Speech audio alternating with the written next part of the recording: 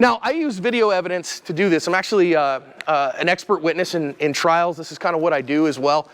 That when attorneys are like, hey, I need somebody to analyze a video for me to show it to the court and to say what it teaches, they call me, which is kind of cool and also kind of a royal pain in the butt. Mountain Man Medical has comprehensive but compact trauma kits with name brand quality components.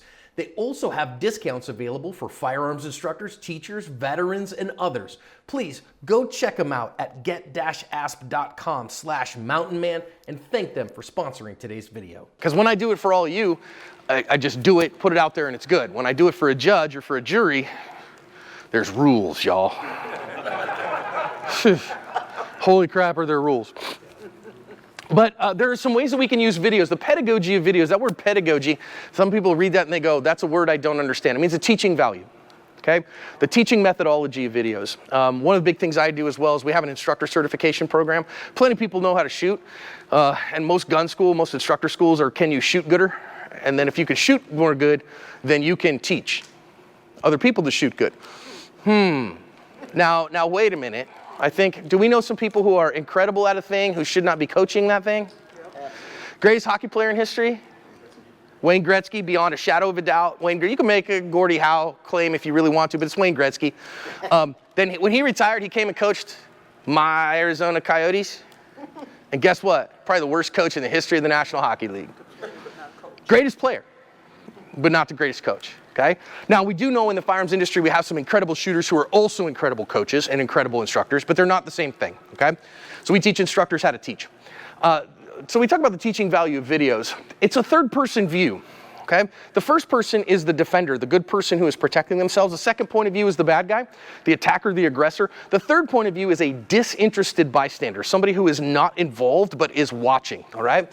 Now, here's the interesting part. We get first person with badge cams. Right now on the big channel, 7 days a week we post a surveillance video.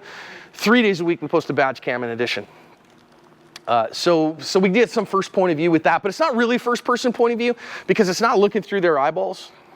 It's looking through a portal in the middle of their chest for the most part, or if they're doing really well, it's up on their lapel. Okay, that's the newer ones. All right. And here's the interesting other part is this is experience-based learning. So I think some people feel like sometimes like I shape how I want things to go by picking particular videos. I really don't. Good examples, bad examples, good things happening, crap things happening. I'll share them all. I pretty much just share them in the order they come in. Unless there's some reason that I'm like, man, there's not a lesson there or there's nothing good to be had there. And if you've watched the channel for any length of time, I will show negative outcomes all day long. I tell folks I do badge cams and I either get called a bootlicker or I get called a cop hater depending on if the outcome was positive or negative. And I'm like, look, I'm just the umpire, guys. I'm just standing behind home plate calling balls and strikes. And if we see a cop do something that is outside the bounds, should we call it a ball? Should we say, hey, that's no good. We don't want that. I think we should. That's a learning opportunity, right? So where that came from in my life, doing those things, my first big boy job when I got out of high school, went to college for a year and then ran out of money. So I joined the U.S. Navy. So funny when people go, why are you qualified to teach people self-defense, John? Were you ever a cop or in the military? I was like, yeah, I was in the military for 8 years. Okay, cool. You're qualified. God, please keep asking questions, would you? Because nothing I did in the military qualified me to teach anything about self-defense.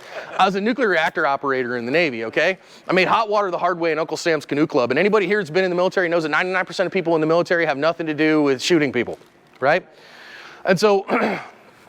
but the one thing we did in the nuclear Navy is anytime we had any kind of accident on a reactor, any kind of problem, any kind of operational deficiency, we debriefed everybody that was on watch. We determined exactly what went wrong, whether it was a material problem, an operational procedure problem, a personnel problem, an adherence to policy problem, and we earnestly and honestly decided what went wrong. And then we disseminated that information to every other nuclear reactor in the fleet.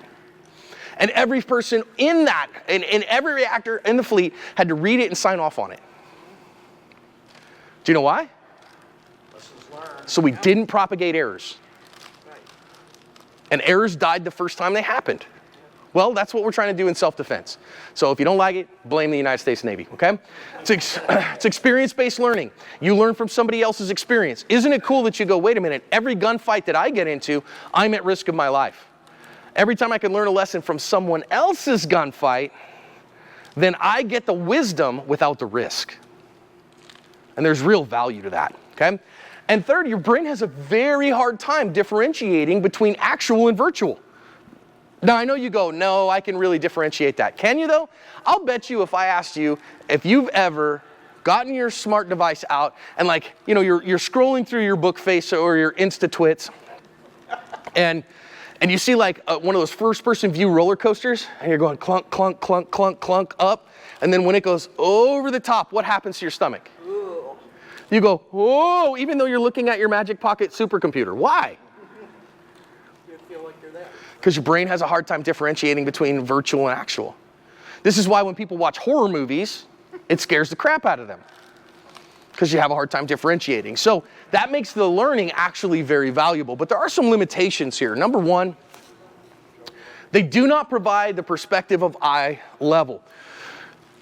Though sometimes the lapel cams come pretty close.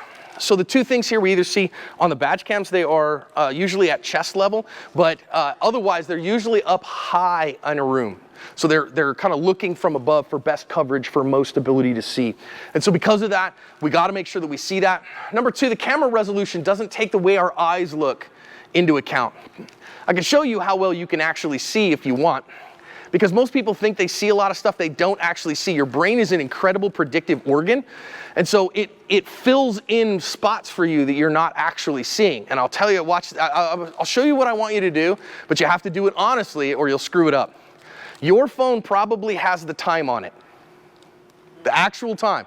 So what I want you to do is stare at a spot way out in front of you. Put your phone out here and then go, okay, how far do I have to bring it into my actual vision before I can tell what time it is? Try it. But don't look at it. See how close it is until you actually bring it into to where you can actually tell the time. Every single one of you had to actually look at the phone right at the numbers to see what time it was, didn't it? And you're like, well, I kind of cheated. And you know what happens? Well, you maybe caught a little tiny bit of it over here, and what really happened is your eyes saccaded over to it briefly. Okay? If you want to know how much your brain can actually see, if you stick your thumb as far out in front of you as you can, and about half the size of your thumbnail is what your brain can focus on at 7 yards, what your actual eyes, what the foveal vision of your eyes are. So the camera doesn't do that. When we're looking through the lens of the camera, everything's clear. Whereas in reality, when we're actually looking at things, we see one thing here, one thing here, one thing here, one thing here. So it's a very different way to actually see it, okay? Third, we get a 2D view of a 3D world. So we're looking and seeing a perspective, but for instance, we say, are my fingers pointing at each other? And you probably go, yeah, probably my fingers are pointing at each other. But if I was pointing at the back part of the room right now and said, are my fingers pointing at each other? You go, yeah, they sure are. But if you're sitting over here right now, you go, no, they're not. They're pointing right past each other. So we got a 2D view of a 3D world. So we have to pay attention to that. There are ways we can fix that. There are ways we can associate it and see what those are. And then also there's a perspective skewing from fisheye lenses. What we mean by that is in order to get a wider view of things, cameras often use a fisheye effect so that they get a wider view of what's going on. But of course that skews distance and perspective. Can be corrected, but we have to understand that. And if we don't, then what tends to happen with that is things look either a lot farther away or a lot closer than they actually are. And you're used to this. You get a little fisheye lens in that right side view mirror in your car, and what does it say on it? Objects in mirror are closer than they appear. Why? Because that fisheye lens gives you a broader perspective, but at the cost of depth perception.